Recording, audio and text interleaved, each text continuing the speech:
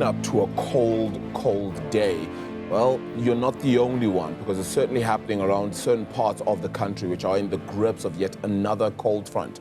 An alert level 3 weather warning has been issued for Gauteng, with severe thunderstorms expected. Other provinces, including the Free State, Mpumalanga, as well as KwaZulu-Natal, are also expecting to experience a significant drop in temperatures. For more details, I'm joined this morning by the South African Weather Services forecaster, Tokelo Chiloane. Tokelo, thank you so much for the time. Appreciate it. You're just as cold as we are. I am cold as you are, guys. It's very cold. Tell us about this cold front then. How long it's anticipated to last, areas in which it will cover as well. Point of correction there, we are actually having what we call the cut-off low system, which was preceded by a cold front that just passed about 2-3 days ago. For that, we are actually expecting a drop in temperatures, significant drop in temperatures today over most of the central and the eastern parts of the country. And that is expected to last up until the weekend. However, the rainfall is just going to be an event of today, probably over the low field of Mpumalanga tomorrow as well.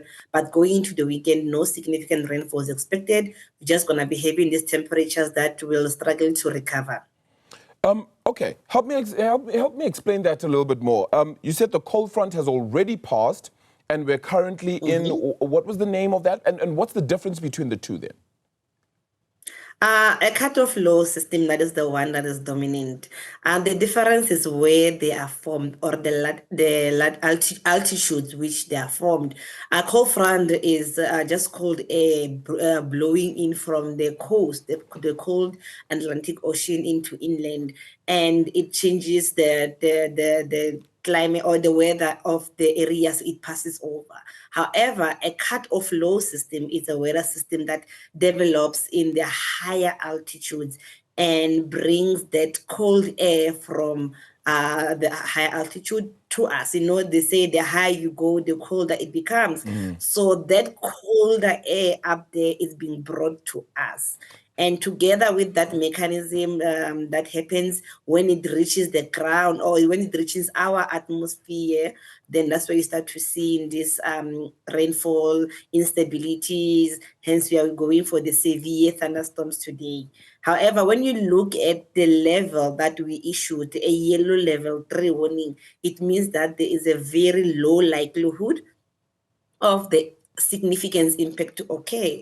This is because we are in the winter season, and winter season is mostly characterized by dry conditions, but the cut-off low itself, it's a rain producing system, and it tends to confuse the atmosphere or cause a disturbance in the atmosphere. Hence, there is a potential for severe thunderstorm can take place during winter over the northeastern parts of the country. Yeah, so is this why it's happening, or is it set to actually happen more inland when it comes to KwaZulu-Natal as opposed to the more coastal areas? Because you just said that cut-off low system is meant to be on the higher altitude fronts.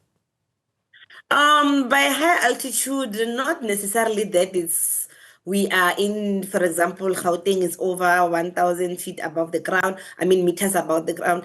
No, we are talking about like the high altitude, like about like 500 millibars. I don't know how to explain it if I don't get to be scientifically.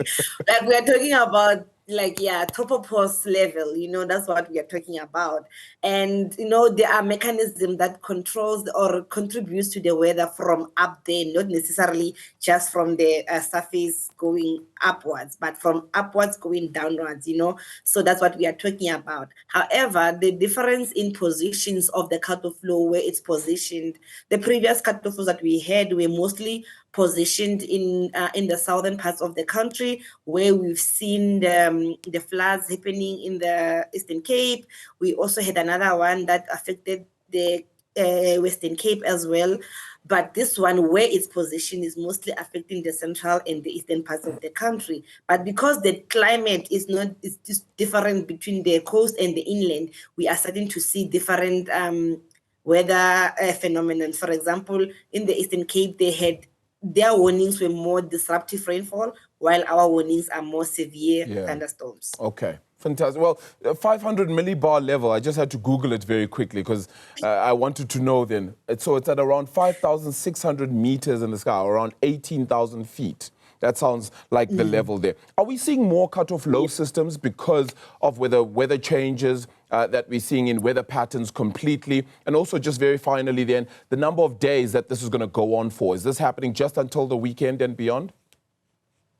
Yes, this is just happening for the rainfall. Probably it's just going to be for today, but as the system moves eastwards, we're going to see some light rain and showers over the low field of Mpumalanga and Limpopo tomorrow. But the weekend is pretty much rain-free, especially over the central and eastern parts of the country. We're just going to be struggling with temperatures because they're going to take time to recover to where the normal or the average winter temperatures are. But we are having another cold front in the Western Cape province, which is going to make landfall on Saturday.